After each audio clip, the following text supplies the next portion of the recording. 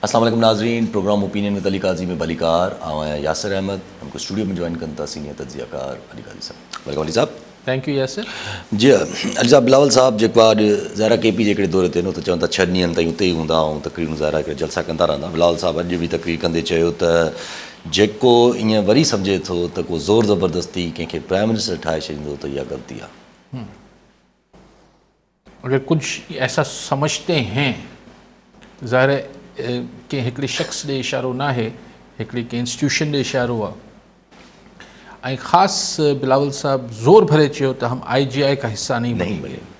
हाणे इस्लामी जमहूरी इतिहाद IGI पाकिस्तान जी सियासत जे नंढड़े में नंढड़े शागिर्द खे बि ख़बर आहे त IGI जेको आहे हुन महिल जी इस्टेब्लिशमेंट इहो इतिहाद ठारायो हो काउंटर करण लाइ पीपल्स पार्टी खे। हुन ज़माने में त वरी पार्टी पीपल्स पार्टी हुई, इस्टेब्लिशमेंट ठारायो, उन को हाणे राज़ न आहे।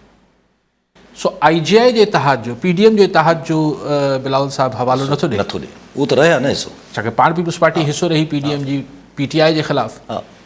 हवालो ॾिनो पियो वञे IGI मतिलबु इस्टेब्लिशमेंट क्रिएटेड अलायंस हो। यस, चवनि था असीं टैकल वन पार्टी जी to tackle one party to handle और अगेंस्ट वन पार्टी। चवनि था IGI जो हिसो न थींदासीं, मिसाल असीं इस्टेब्लिशमेंट जे ठहियल कंहिं इतिहाद जो हिसो न थींदासीं। ठीकु थी वियो।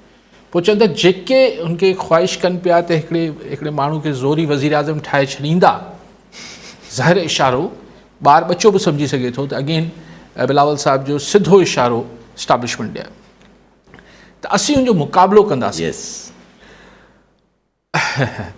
ठीकु आहे, चवण में त को हर्ज न आहे, लेकिन आऊं 2-3 ॾींहंनि मूं तव्हांखे कल्ह बि चयो त हीउ जेको नैरेटिव बिलावल साहब बिल्टअप कनि पिया कि भई प्राइम मिनिस्टर जे लाइ आऊं कैंडिडेट आहियां, इहो बिल्कुलु ठीकु आहे, सियासी नैरेटिव आहे।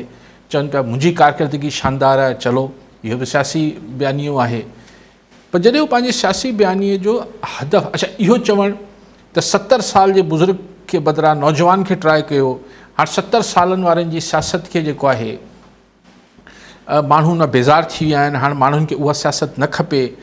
त मुंहिंजो सुवालु हुन में सिर्फ़ु पार्शली इहो हुजे थो त 70 सालनि जा त पीपल्स पार्टी में बि आहिनि, त माण्हू छा बिलावल साहब चवणु चाहे पियो त जेके पीपल्स पार्टी में बि 70 सालनि वारा आहिनि उन्हनि खे बि रिटायर थी वञणु खपे।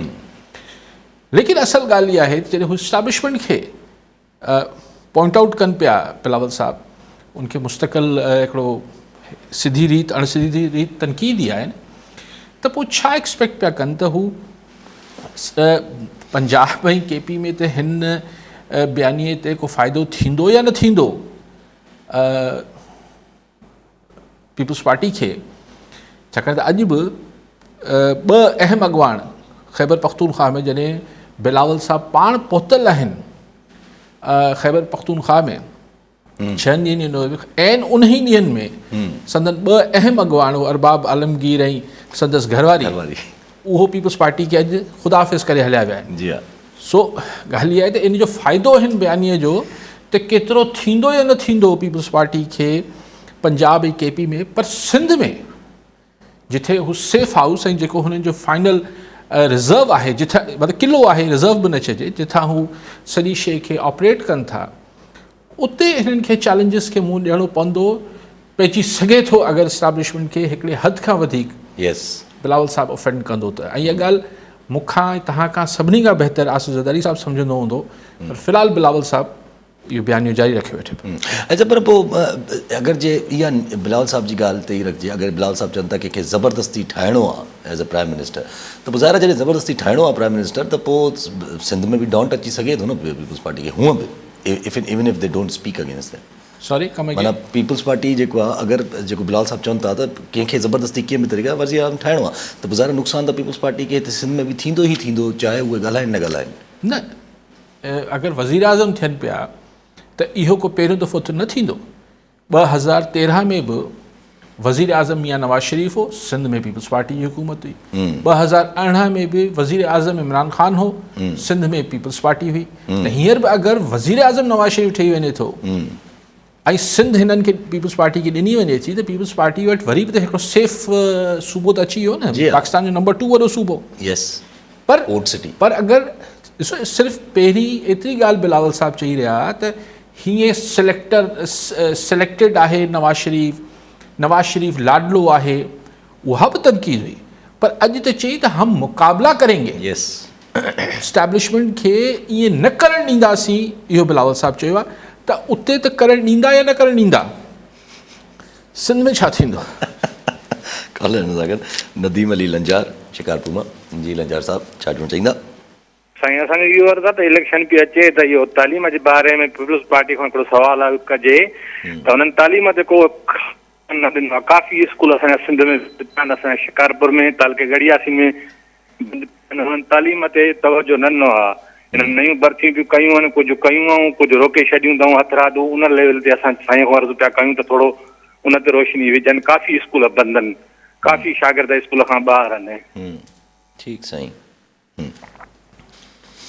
ॾिसो, ही जेको इलेक्शन हूंदो आहे सॼी दुनिया में, उहो सिर्फ़ु ॾोरापा ऐं मेणा ॾियण लाइ न हूंदो आहे। जी हा। बसि पोइ मेणो ॾिनोसीं, पोइ पचाए वरितो, पोइ दम दिलासो ॾिनो, पोइ भाकुर पाते हाणे ठोड़ी ते हथु रखी वाह बाबा छॾ हाणे करे वठंदासीं। हीअ त रिज़ल्ट माण्हुनि खे ॾियणो हूंदो आहे न, अकाउंटेबिलिटी हूंदी आहे।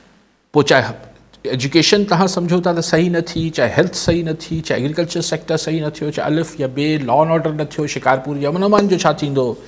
छा नालो साईं जो? लंजार साहब। लंजार साहब, भला अमन अमान जो शिकारपुर में छा सूरत हाल आहे? रुगो तालीम जो ज़िक्र कयो पिया, तालीम बिल्कुलु अहम आहे। भला हेल्थ जी छा सूरत हाल आहे? त क्वेश्चन इहो आहे त इहो माण्हुनि साईं चयो त सवाल थियणु खपनि। अच्छा, पोइ सवाल जो तव्हांखे जवाबु ॾेई छॾीनि, पोइ ठीकु आहे, पोइ तव्हां पीपल्स पार्टी खां सवाल करे वठो। बाक़ी जेको असल ॻाल्हि दुनिया में ईअं न थींदो आहे। दुनिया में पोइ 5 सालनि खां पोइ सवाल जवाब न थींदा आहिनि, पोइ वोट में माण्हू फ़ैसिलो कंदा आहिनि।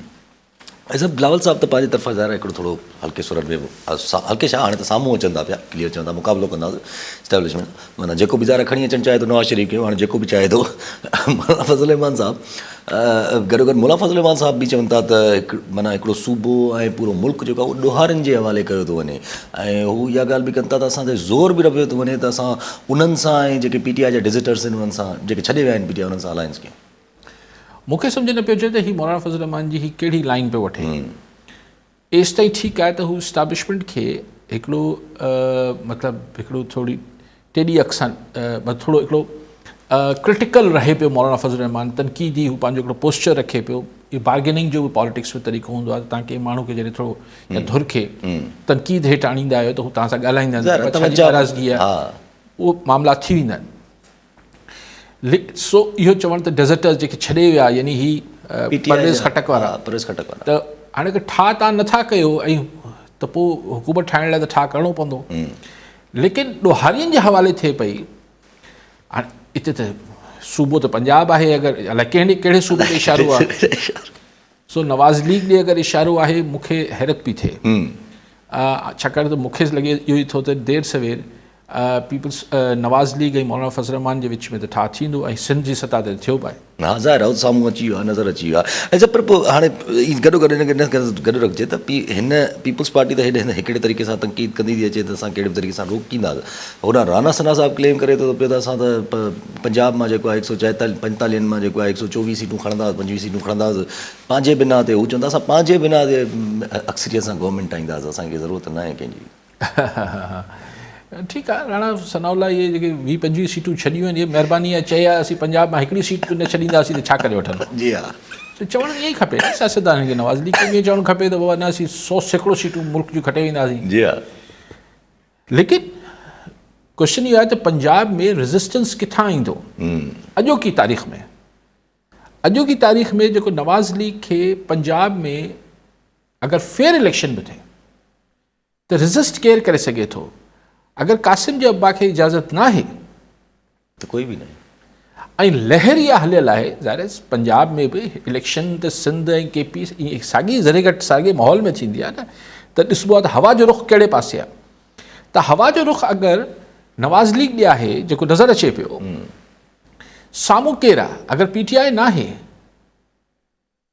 त पोइ सिर्फ़ु हिकिड़ी पार्टी तंग कंदी पंजाब में नवाज़ लीग खे, उहा आज़ाद पार्टी। जी हा, जेके आज़ाद उम्मीदवार बीहंदा आहिनि। जी हा, पर उन्हनि खे अगरि ही अकोमोडेट करे विया, तहरीक लबैक जा वोट बैंक आहे मुख़्तलिफ़ तकनि में, ईअं न आहे त सीट्स को एतिरी घणियूं सीट्स न खणंदा आहिनि। ठीकु आहे, त उहे स्पॉइलर थी सघनि था।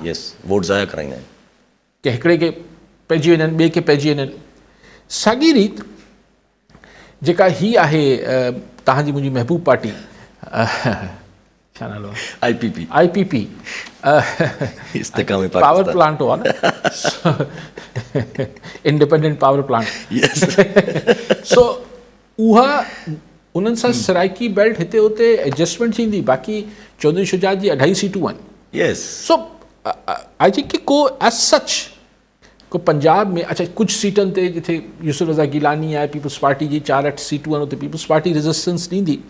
By and large Nawaz league जी अगर लाडलो आहिनि ऐं ख़ासि ग़ैबी मदद भी शामिल आहे, त पोइ त सोने ते सुहागा आहे। लेकिन अदरवाइज़ ऑल्सो अगर ईमानदारी सां ॾिसूं त PTI अगर ना आहे त पंजाब में नवाज़ लीग लाइ को जेन्युइन इलेक्शन भी खटणु एॾो ॾुखियो न आहे। जी हा, कॉलर नज़र जमशेद मंगी कराची मां।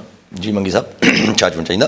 असांजो सुवाल इहो आहे त हे जेके अफ़गाननि जो मामिलो आहे, एतिरी बजट भी रखी वई आहे, उन खां पोइ अफ़गाननि खे कढनि भी कोन था। इन ते तव्हां असां अली काज़ी साईं खां पुछंदासीं त इन जो छा चवणु आहे? ठीकु आहे साईं। अॼु KP जा मिनिस्टर चवनि था त जनवरी ताईं असांखे सभिनी खे अफ़गाननि खे कढणो आहे। पोइ जनवरी में न निकिरंदा त साईं मंगी साहिब इहा ॻाल्हि कई। जी असां इन ते त रोज़ ई ॻाल्हाईंदा अचूं पिया।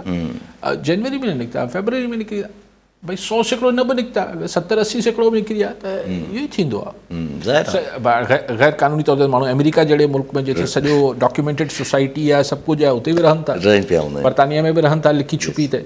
पर हीअ जेको खुलेआम हिकिड़ी शइ थी रही, कारोबार थी रहिया, ही थी रहिया, हू थी रहिया, उहो न थी सघंदो आहे पाकिस्तान। अच्छा, अगरि हिकिड़ो सुवालु अचे थो ज़हन में, अगरि पीपल्स पार्टी हाणे KP जीअं ॻाल्हि अॼु बि तव्हां बि हाणे जीअं तव्हां बि चयो त माना हिकिड़ो उन्हनि जा पंहिंजा जेके आहिनि उहे सीनियर अॻुवान जेके आहिनि उहे छॾे विया पीपल्स पार्टी खे। KP में बि पीपल्स पार्टी त वेठी आहे, बट देयर इज़ नो मतिलबु हिकिड़ो लेयर नथी अचे, न को कनेक्शन थो अचे, न त इन मां इहो ज़ाहिर नथो थिए त वाक़ई पीपल्स पार्टी जा दरवाज़ा बंदि आहिनि। ॾिसो, हाणे ॻाल्हि इहा आहे त तव्हां वटि 2 तरीक़ा हूंदा आहिनि। पंहिंजी पार्टी खे किथे आणण जा 2 तरीक़ा हूंदा आहिनि। हिकिड़ो हूंदो आहे त तव्हांखे का ग़ैबी मदद हुजे, जीअं तसवुर आहे त भई ही महबूब पार्टी जेका तव्हांजी मुंहिंजी आहे IPP, यानी कि पंजाब में हिकिड़ो को ग़ैबी मदद हूंदी, कुझु न कुझु मिलंदो, कुझु न कुझु मता हिननि खे मिले। जीअं पाण खे हिकिड़ो अंदाज़ो आहे त हिते बलूचिस्तान में बाप आहे, या पाण खे अंदाज़ो आहे त KP में ई हू जेका परवेज़ खटक मामिलो आहे। त ईअं पाण खे हिकिड़ो हूंदो आहे त भई हिननि खे छाकाणि त हिकिड़ी ग़ैबी करामात आहिनि, हिननि सां गॾु कुझु ग़ैबी मदद आहे, हिकिड़ो तरीक़ो इहो हूंदो आहे। जेको कोशिशि थी रही हुई पीपल्स पार्टी लाइ बि, अॼु खां अगरि तव्हां पोयां 6 महीना 4 महीना वञो त बलूचिस्तान जे इन्हनि माण्हुनि खे पीपल्स पार्टी जे हवाले थियणो हो। जी हा, पंजाब मां बि जेके PTI मां हितां हुतां उड़िया थुड़िया निकिरनि पिया या ॿिया इंडिपेंडेंट हुआ, उन्हनि खे पीपल्स पार्टी जे हवाले थियणो हो। पर छा गेम मटिजी वई आहे, उहा हिकिड़ी अलॻि बहस आहे, उहा गेम मटिजी वई। सो हिकिड़ो तरीक़ो हूंदो आहे त तव्हांखे किथां सपोर्ट हुजे थी ऐं तव्हां पंहिंजी पार्टी हुते बीहारे वञो था। हिकिड़ो तरीक़ो हुजे थो त तव्हांजी एतिरी पॉपुलर वेव हुजे थी, एतिरो तव्हांजी उते माना मक़बूलियत जो उहो आलम हुजे थो, जो तव्हांखे उहे कैंडिडेट्स मिली वञनि था। उहो हिकिड़ो छॾे वञे, ॿियो छॾे वञे, कहिड़ो फ़र्क़ु पए? कहिड़ो फ़र्क़ु थो पए? अगरि तव्हां मैनेजमेंट जे ज़रिए अचणु चाहींदा आहियो त तव्हांखे ग़ैबी मदद ईंदी आहे, त तव्हां वटि इलेक्टेबल्स ईंदा आहिनि। फलाणो जीअं PTI खे कंहिं ज़माने में ठाहियो वियो 2016 में 17 में, त हितां हुतां पीपल्स पार्टी, नवाज़ लीग, Q लीग, जिथां माण्हू वांदो हो उनखे PTI में सिधी भर्तियूं थियूं। उन ज़माने सिधी भर्तियूं थियूं, तव्हांखे यादि हूंदो। त उहो इलेक्टेबल्स, पर पोइ ख़ान जेको आहे हिकिड़ो पॉपुलर नैरेटिव बि क्रिएट करे छॾियो, तो कॉम्बिनेशन ठही वई। जीअं पोइ पीपल्स पार्टी बि कंहिं ज़माने में त पॉपुलर बि हूंदी ऐं विनिंग कैंडिडेट्स पाण सां खणी वेठंदी, जंहिंखे इलेक्टेबल्स चइबो आहे, त कॉम्बिनेशन कॉम्बो ठही वेंदो। हाणे तव्हां चओ था त पीपल्स पार्टी हींअर अगरि वॾी सरकार नथी हुननि खे KP ऐं पंजाब में जॻह ॾे, न बलूचिस्तान में ॾे पई, पॉपुलैरिटी पीपल्स पार्टी किथां आणे त पोइ को मुक़ाबिलो या कुझु जो मुक़ाबिलो थी सघे KP ऐं पंजाब? जी हाँ, जी हाँ। कॉलर सागर जफर नकवी हैदराबाद में। जी नकवी साहब, क्या कहना चाहेंगे? अस्सलाम वालेकुम बेटे यासिर, मोहतरम अली काजी साहब, अल्लाह आप लोगों को सलामत रखे। सर जब ये जंग अखबार 2 आने का मैं पढ़ता चला आ रहा हूँ, आज 30 रुपए का है शायद, आज तो एक आदत सी पड़ जाती है, मुख्तलिफ आर्टिकल्स लिखते हैं इनमें। लेकिन कुछ लोग मैंने महसूस किया है काजी साहब कि वो बाकायदा एक हुक्म के गुलाम बन जाते हैं, फितरत के तहत न जाने क्या वो इतना हलाल करके खाते हैं कि उन्हें हर वक्त मौका होना चाहिए मालिक का पैसा हलाल करने का। वो एक साहब हैं, क्या नाम लूं, शायर हैं, पंजाब के हैं, साथ आता उनके एक भाई और थे उनके, ज़ियाउल हक। तो बहरहाल वो उन्होंने आज एक आर्टिकल लिखा, बिलावल भुट्टो की 7 माही ख्वाहिश। बड़ा दुख हुआ मुझे उमर रसीदा आदमी के इस कालम को पढ़ के कि वो बिलावल भुट्टो को कहता कि शहीदों के खानदान का ये बंदा है, लेकिन ये जो है 7 माही यानी जो 7 महीने में बच्चे पैदा हो जाते हैं, अधूरे बच्चे, ये 7 माही ख्वाहिश है। ये जो ये नतीजा बगैर यानी कुंदन बनने के लिए आपको रियाजत की जरूरत है, और इस वक्त जो 7 माही की नहीं सालिम और सेहतमंद नतीजे का इंतजार करना चाहिए। नवाज शरीफ की उसमें इस हद तक खुशामद में ये शख्स लेट गया है, अभी वो आया नहीं है, और इतने बिलावल के तमाम बाप माँ की, नाना की, सबकी उसको कंडम कर दिया। अंदर लोगों में ये जो रोज होता है ये हमें चाहिए है। काजी साहब आप भी माशाल्लाह सहाफत कर रहे हैं, 91 से कर रहे हैं, आपको मैंने कभी ऐसा नेगेटिव नहीं देखा। आप कहते मेरी तारीफ के काबिल होता है तो उसकी तारीफ की जाती है। ये इस तरह का चीपनेस होती है, हमें दिल दुखता है सर। हमारे सिंध का बेटा है 7 महीने का, इन्हें ये नहीं पता कि जूनियर मोस्ट, हमारे तो खैर अइमा ताहिरीन में हमें तो 8 साल का भी बच्चा इमाम अली रजा का जो था इमाम तकी, वो 8 साल की उम्र में इमाम थे। हमने तो ईसा को भी बचपन में झूला जवाब देते हुए सुना। हमने तो बहुत सारे लोगों को देखा।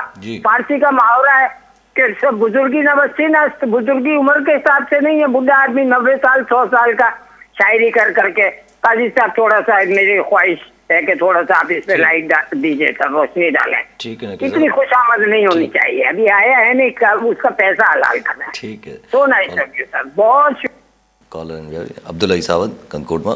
जी सावंत साहब छा चवणु चाहींदा? साईं असांजो अर्ज़ु आहे त असां जॾहिं खां वठी करे सम्झ भरिया थिया आहियूं त इहा शइ ॿुधंदा ईंदा आहियूं त कंदकोट ऐं घोटकी जे मिलाइण जे लाइ जेका सिंधु दरिया ते पुल आहे उहा ठहण वारी आहे। ऐं कुझु साल अॻु हिन पुल जो जेको उहो कमु बि शुरू थियो हुयो, 12 अरब रुपए खां वठी करे हिन वक़्तु 25 अरब रुपयनि जी लाॻत ताईं पुल जो कमु जेको आहे उहो हले पियो। मगर कुझु महीना थिया आहिनि, उहो पुल जो जेको कमु आहे उहो बंदि थी वियो आहे। ऐं जेके दरिया जे अंदरि पुलनि जा जेके पिलर लॻल हा, 300 पिलर मां 100 खां वधीक पिलर लॻी विया हा। हाणे बदमनी जो ऐं धाड़ेल गर्दी जो जवाब ॼणाए करे जेको आहे इंतज़ामिया उहो पुल वारो कमु बंदि कराए छॾियो आहे। हिन वक़्तु इहा कंडीशन आहे। ठीक है साईं। नकवी साहब, ये जो मुझे पता नहीं आप किस कॉलम नवीस का जिक्र कर रहे हैं और मैं सुनना भी नहीं चाहूँगा, ज़ाहिर मुनासिब नहीं होगा यहाँ नाम लेना, लेकिन ये तो हम भी बचपन से देखते आए हैं और मैं भी नाम नहीं लेता, आपको भी याद होगा, चाहे अंग्रेज़ी अखबारात हों, उर्दू हों, सिंधी हों, उसमें पता होता था कि ये जो कॉलमिस्ट है इसकी एक लाइन ली हुई है बिल्कुल। और फिर उन्हीं में से लोग जो हैं वो बाद में उन्हीं पार्टियों जब वो इक़्तिदार में आती थी तो कोई स्पीच राइटर बन जाता था, कोई स्पेशल असिस्टेंट लग जाता था, कोई PRO बन जाता था, तो ये कोई पैमरा के चेयरमैन बन जाता था। ये सब होता है, यानी वो फिर कॉलम नवीस या वो, क्योंकि इनमें से अक्सर कॉलमिस्ट जो होते हैं ये सहाफ़ी नहीं होते, ये कॉलमिस्ट आप कह सकते हैं। अच्छा, फिर हमने अखबारों में ये देखा, हमें पता होता था कि ये लाइन है, लेकिन ऐसे भी कॉलमिस्ट तमाम ज़बानों में लिखने वाले हमने देखे कि जो एक कोशिश करते थे कि वो एक गैर जानिबदार रहें और ऑब्जेक्टिव होकर लिखें, लेकिन अपना ओपिनियन दे। फिर कभी एक ओपिनियन एक पार्टी को बुरा लगता था, कभी दूसरी को बुरा लगता था, लेकिन वो एक गैर जानिबदार होता था। फिर हमने यही ट्रेंड बहुत ही शदोमद और बहुत ही बढ़े चढ़े अंदाज में TV पे देखा। पता है ये एंकर जो ये कौन सी लाइन लेगा, ये एंकर खिलाफ है इसके, ये इसके हक में है। तो अगेन हम जो ओल्ड फैशन पुराने सहाफ़ी थे, हम कहते थे यार ये सहाफ़ी थोड़ी है। एग्जैक्टली जो सहाफ़ी एंकर बनता है वो स्पोक्स पर्सन है, मतलब अजीब लगता था कि यार बिल्कुल ही पार्टी बने हुए ना। तो लेकिन उनकी रेटिंग भी है, ज़ाहिर है उनकी पार्टी वाले उनको। अच्छा, ये ऐसा नहीं है कि सिर्फ पाकिस्तान में, पता अमेरिका में जो फॉक्स टीवी ने ये रवायत डाली, तो CNN जो गैर जानिबदारी का एक अपना रखते थे भरम, वो परेशान हो गया कि यार इसको क्या करूँ, वो तो सीधा सीधा रिपब्लिकन्स के साथ होकर खड़ा हो गया। इंडिया में ये हुआ कि चैनल्स और अखबारात ने पार्टियां पकड़ ली। तो वो जो ओल्ड फैशन जर्नलिज्म था वो अब दुनिया में भी कम हो गया। मैं नहीं कह रहा ये सही हुआ, हम तो अभी भी उस पुराने मकतबा फ़िक्र के लोग हैं। अब सवाल ये है, अच्छा आप कॉलर ले लें। सनाउल्लाह राजपर टरी मीर हुआ जी। राजपर साहब छा चवणु चाहींदा? अस्सलाम वालेकुम सर। वालेकुम सलाम सर, सब खां पहिरीं त हिकिड़ी ॻाल्हि चवणु चाहींदुसि, असांजो जेको आइडियल आहे, असांजो जेको फेवरेट आहे अली साहब, उनखे असांजो सलाम पेश कयो। जी साईं।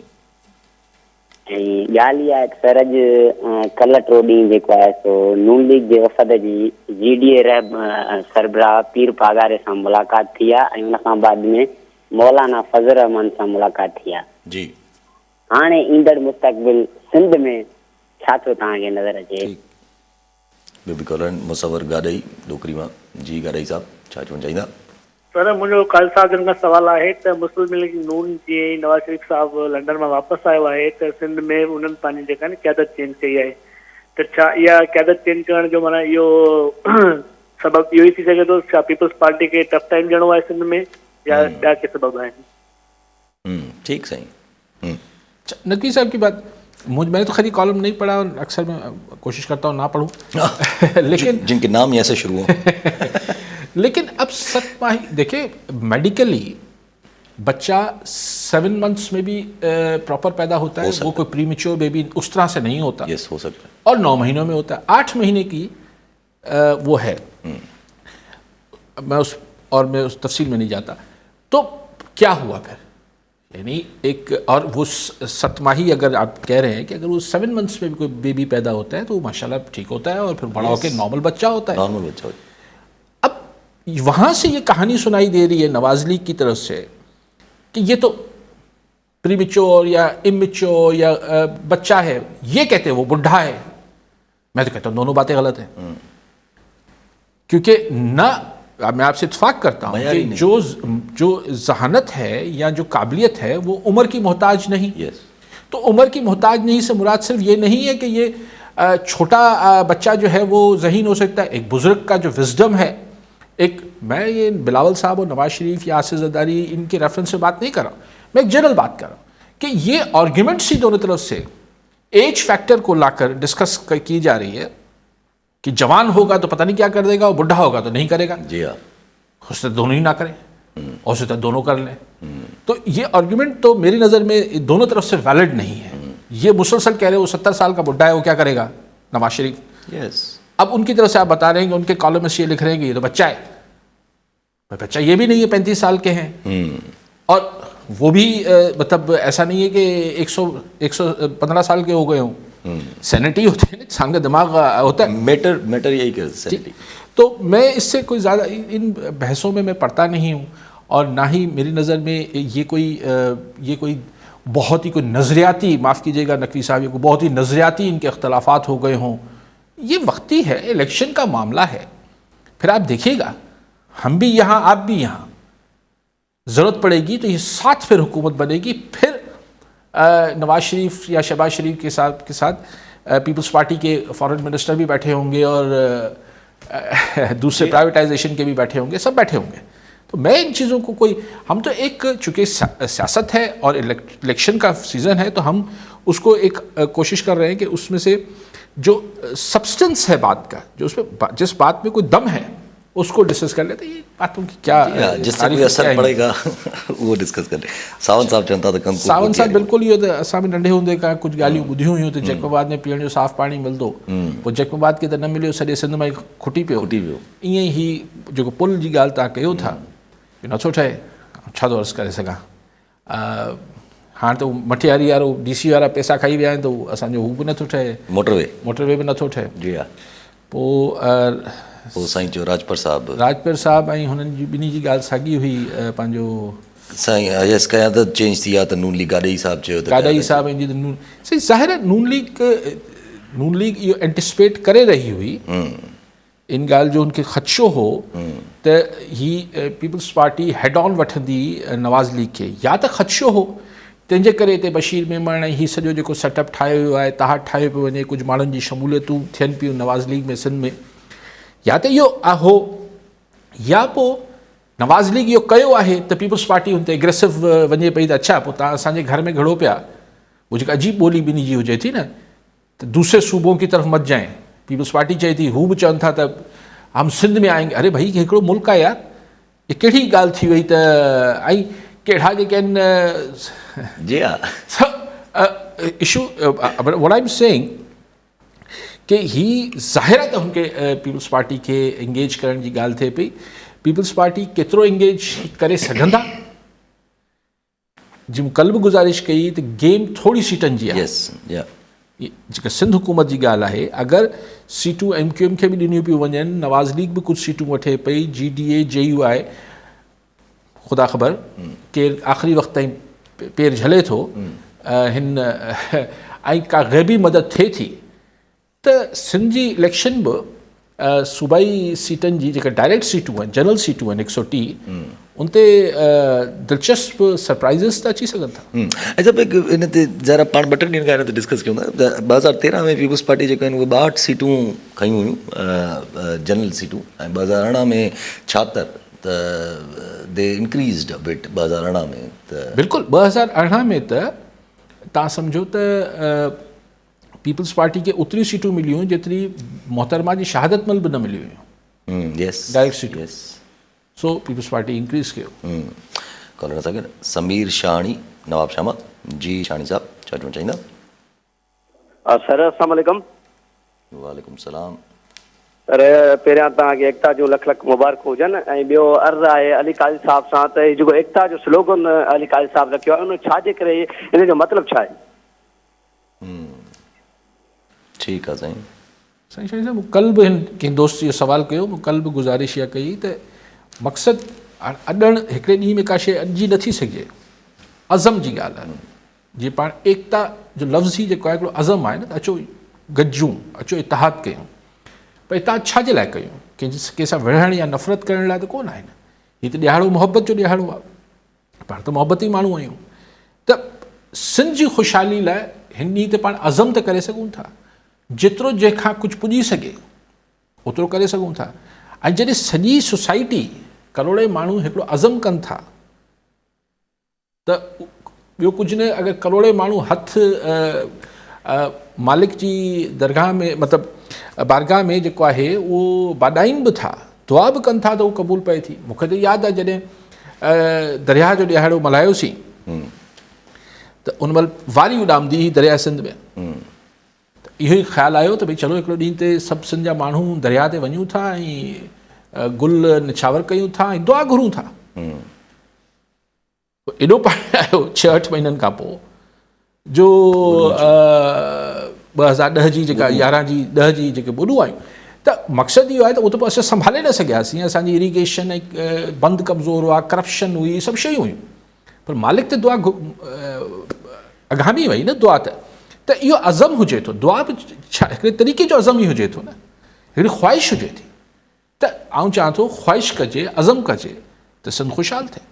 ऐं सभु हिकिड़ो सवाल पाणी जो ज़रा हिकिड़ो अचे, उहो त हिकिड़ो मोरलेस इट्स कनेक्टेड टू मतिलबु दुआ सां ई ज़ाहिर सी ॻाल्हि आहे इंसान जे हथ में आहे, पर सिंध अॾण, सिंध सां अज़म बि करणु, त इहो त इंसान जे हथ में आहे न, त टू मेक समथिंग सही, सभु कुझु अलाह सभु कुझु शयुनि खां सवाइ सही था चओ, इंसान जे हथ में आहे। इंसान अगरि ऐं कलेक्टिवली अगरि माण्हू कॾहिं कॾहिं कुझु शयूं हूंदियूं आहिनि हिकिड़े माण्हू खां, उहो चइबो यार ही बुंड गरो आहे, हिकिड़े माण्हू खां खणण खां ज़ोर आहे, असांजे टेबल खे अकेलो नथो खणी सघां, पर अगरि हिते पाण 15-20 माण्हू हिन टेबल में हथु विझंदासीं त खणी वेंदासीं। जी हा, जी हा। पर उहो कलेक्टिव गॾियल हिकिड़ी एकता सां हिकिड़ी ख़ुशहाली जे लाइ अगरि अज़म कजे ऐं कोशिशि कजे त छो नथो थी सघे। कॉलर सां गॾु अनवर अली कुरैशी सेवण मां, जी कुरैशी साहब छा चवणु चाहींदा? साईं असांजो अर्ज़ु आहे हिकिड़ो अली काज़ी साहिब खे सलाम ॾींदासीं, ॿियो एकता ॾींहं जी मुबारक बि ॾींदासीं साईं खे। जी साईं।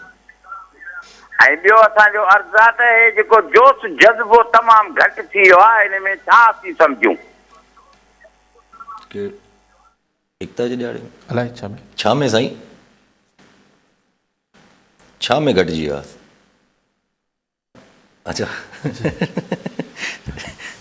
जज़्बो साईं छा में घटिजी वियो आहे इहो कोई हिसाब तव्हां न ॿुधायो? न ॿुधायो साईं त छा में घटिजी आहे जी हा अलाए एकता सां रिलेटेड ई शायदि थी चवनि था एकता सां ई रिलेटेड कयल कई आहे जोश जज़्बे खे मापियूं कीअं? मतिलबु मूंखे त सम्झ नथी अचे कुरेशी साहिब त मतिलबु तव्हां सेवण वेठा आहियो दरगाह हिते हुते जिथे माण्हू 50 बीठा हुजनि उन्हनि खां वञी पुछो त पंहिंजी धरती मां लाइ हुननि वटि छा जज़्बो आहे त मुंहिंजे ख़्याल त उन मां शायदि हिकिड़ो बि माण्हू तव्हांखे अहिड़ो न मिले जंहिंखे उहो चाह या उहा मोहबत या उहो न हुजे पंहिंजी धरती मां सां या हुननि खे जेका पीढ़ा आहे माण्हुनि जी जंहिंमें हू पाण बि शामिल आहिनि ऐं धरती सां जेका पटपटा लॻी पई आहे उनजी पीढ़ा उन्हनि खे न हुजे इहो भाव नथो सम्झां जी हा सो हाणे उनजो इज़हार कॾहिं केतिरो कॾहिं कीअं केरु थो करे केरु नथो करे इहो घटि वधि थी सघे थो बाक़ी जज़्बो कीअं घटिजी सघे थो? अच्छा कॉलर वठी पहुचूं था गुलाम अली अबड़ो लाड़काना जी अबड़ो साहब छा चवणु चाहींदा? साईं हिकिड़ो त करंट जेका हले पई टॉपिक जेको आहे त काज़ी साहब मुख़्तलिफ़ इलेक्टेबल्स जे हवाले सां ॻाल्हाए पियो त मां त काज़ी साहब अॼुकल्ह ॾाढी ड्रेसिंग बि सुठी करे अचे पियो ऐं काफ़ी सुठो लॻे पियो मां चयुमि साईं जेकॾहिं DH मां थी वञे MNA ऐं मूंखे लाड़काणे मां जेकॾहिं कनि जेको आहे सगारियूं धुरियूं त वरी महिरबानी थींदी उन्हनि जी।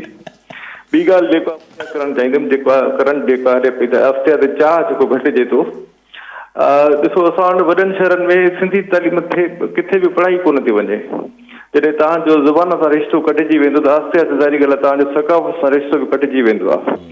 नई सिंध जेका कल्ह मां ॻाल्हि कई हुयमि उहा इहा ई आहे त तव्हां कोशिशि कयो त पंहिंजे ॿारनि खे सिंधी पढ़णु सेखारियो। अॼुकल्ह जेकॾहिं असां सिर्फ़ु ॻाल्हायूं था सिंधीअ में असां सां त इहो काफ़ी आहे ॾिसो जेसिताईं ॿारु तव्हांजो लतीफ़ जी शाइरी न पढ़ंदो अयाज़ हुनखे ख़बर न हूंदी तेसिताईं उहो सिंधी सॾाइण जे लाइक़ु न हूंदो तॾहिं उहो सकाफ़त जी पंहिंजी क़दुरु कंदो सकाफ़त खे बचाईंदो जॾहिं उन्हनि ओञाणनि जी उन्हनि लीजेंड्स जी ख़बर हूंदी त जेको असांजो विरसो कहिड़ो आहे। असां ॾिसो अॼु कंप्रोमाइज़ कयूं था त वॾनि शहरनि में त असांजे ॿारनि खे सिर्फ़ु ॻाल्हाइणु अचे थो उहो बि घरनि में ॻाल्हायूं था इहो काफ़ी कान्हे को ॾिसो आहिस्ते आहिस्ते असांजी सकाफ़त मिटिजी वेंदी उहे वैल्यूज़ ख़तमु थींदा वेंदा असांखे अॻिते अचिणो पवंदो ऐं असांखे उहे ठीकु आहे साईं ॿियो बि कॉलर अब्दुल गफ़ूर काके पोटो नाव चवां जी काके पोटो साहब छा चवणु चाहींदा? साईं यासिर साहब ऐं काज़ी साहब खे सलाम अर्ज़ु। साईं मुंहिंजो काज़ी साहब खां सवाल आहे त पहिरियां त थोरो जेको आहे सो जीअं चवंदा आहिनि त का ॻाल्हि रुमाल में वेड़े ऐं हिन दफ़े मुख़्तलिफ़ जमायतूं जेको आहे सो हुन में सभु पार्टियूं शामिल आहिनि जेके जलसा आम थियनि था हुन में मुखातिब त बज़ाहिर त अवाम हूंदो आहे पर जेको आहे सो असुलु जेको आहे सो पैगाम इस्टेब्लिशमेंट लाइ हूंदो आहे त हर को जेको आहे त भई किथे मुते शफ़क़त जो हथु असां ते रखियो वञे किथे वरी रुसामा ॾोरा पा किथे थोरी धमकियूं त अवाम त विच तां मंदर तां जहिड़ो करे जेको आहे सो हिन में हटी वियो आहे। ऐं ॿियो मुंहिंजो अर्ज़ु त काज़ी साहब एकता जे हवाले सां हिकिड़ो पंहिंजे तरफ़ां हिकिड़ो क़ौम खे ख़ासि करे सिंध जे अवाम खे पैगाम ॾिए त असांखे वोट हर हाल में इस्तेमालु करिणो आहे। महिरबानी। ठीकु आहे किथां शुरू कयूं? साईं हाणे गुलाम अली अबड़ो साहब चवनि था अबड़ो साहब मूंखे थोरो महिरबानी कजो मूंखे मोकिलाइजो आउं त कोन थो बीहां डिफेंस में लाड़काणे में हाज़िर सही आहे मुंहिंजी सिफ़ारिशूं आहिनि अबड़ो साहब खे अगरि को टिकट ॾिए को पार्टी आई पोइ इस्टेब्लिशमेंट सपोर्ट करे त आउं बिल्कुलु पंहिंजी वाक़ियत कोन्हे पर ज़रूरु तव्हांजी ख़्वाहिश आहे छो न भई छो नथो थी सघे ख़ैर इहो त मज़ाक पंहिंजी जाइ ते मज़ाक ते हाणे इस्टेब्लिशमेंट और नो इस्टेब्लिशमेंट लेकिन तव्हांखे अगरि इलेक्शन विढ़णी आहे अबड़ो साहब लाड़काणे में बिल्कुलु विढ़ो हर जमहूरी हक़ आहे।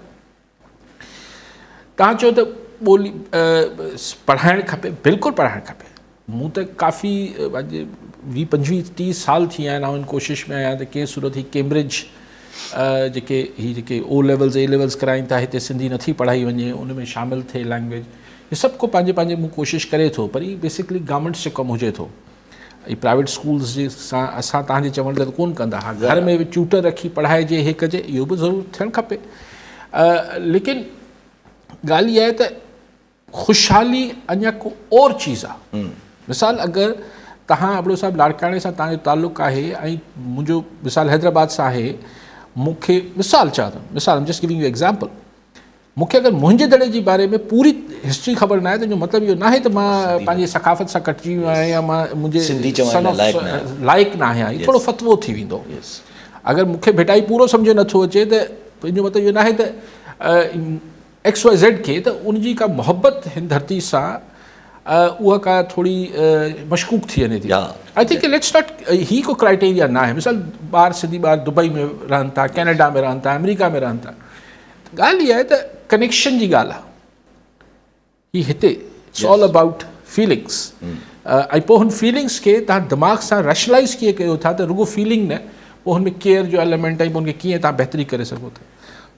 साईं चवनि था त काके पोटो साहब छा था चवनि था, असल पैगाम चवनि था एस्टेब्लिशमेंट लाइ हूंदी आहे, मंदर आम था वोट त आख़िर में ट्रैक्टर ट्रालियुनि में भरे खणी ईंदासीं न। ऐं जेको पढ़ियो लिखियो असांजो सान्यावंद आहे जेको ट्रैक्टर ट्राली नथो विहे उहो त वेंदो ई कोन इलेक्शन वोट ॾियणु, त हू वेंदो ई कोन। तव्हां चओ था एकता ॾियारे जे हवाले सां पैगाम ॾियां, मां त दिलि अछी ॾाढी मुंहिंजी थी वई त त रड़ियूं करे करे करे करे नड़ी वेही रही आहे त भाउ वोट त कयो, जंहिंखे वणे कयो, जंहिंखे वणे कयो। सो ऐं स्पेशली ही जेको सान्यावंद आहे जेको रड़ियूं बि तमामु घणियूं करे थो, जंहिंमें असीं तव्हां सभु शामिलु आहियूं, असीं वोट कयूं कोन था। ऐं पोइ बाक़ी असांजा गुफ़्ता, असांजी पोइ तनक़ीद, ऐं पोइ असांजा भाषण, पोइ असांजा लेक्चर, इहे ॿुधण वठा हुजनि था।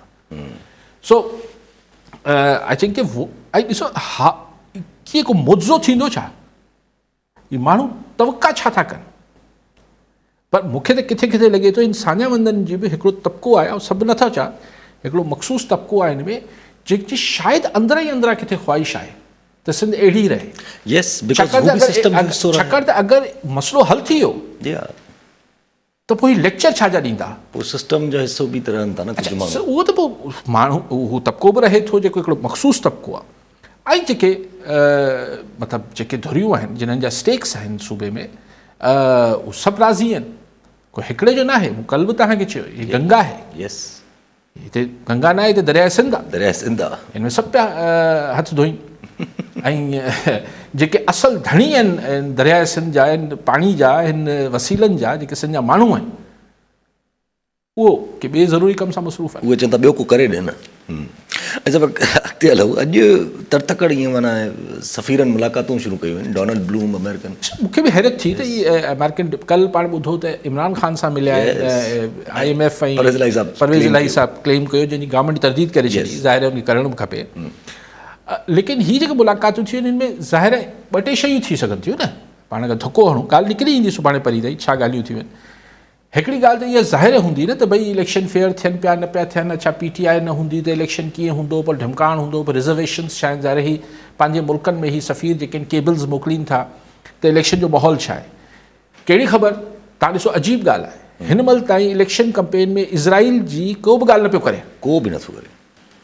मुहिम जो किथे ई इज़राइल जेको ज़ुल्म करे पियो फ़लस्तीनियुनि सां, उहो किथे बि इलेक्शन मुहिम जो हिसो न आहे। त शायदि किथे इहो बि को मिथमेड़ हुजे त साईं हाणे हिन ॻाल्हि खे भई छॾिजो, छाकाणि इलेक्शन में हिकिड़ो माहौल गरम थी वेंदो आहे। त शायदि इहा बि किथे ख़्वाहिश हुजे त भई वॾियूं पार्टियूं जेके आहिनि महिरबानी कनि, इज़राइल जो घणो ज़िक्र फ़िक्र न थिए त कोन पियो। सो इहे सभु कुझु एजेंडा ते थी सघे थो, मूंखे ख़बर न आहे ॿियो एजेंडा ते छा हो, लेकिन इहे सभु शयूं थी सघनि थियूं एजेंडा ते। ॾिसो हींअर को ॿियो इलेक्टेड प्राइम मिनिस्टर हुजे हा न, ओहो तूफ़ान थी वञे, ओहो हुकूमत कुझु न पई करे, हुकूमत जो गोॾा खोड़े छॾिया, अमेरिका जा हीअं थी वियासीं, इज़राइल ही ज़ुल्म पियो करे, ऐं करे पियो इज़राइल ज़ुल्म।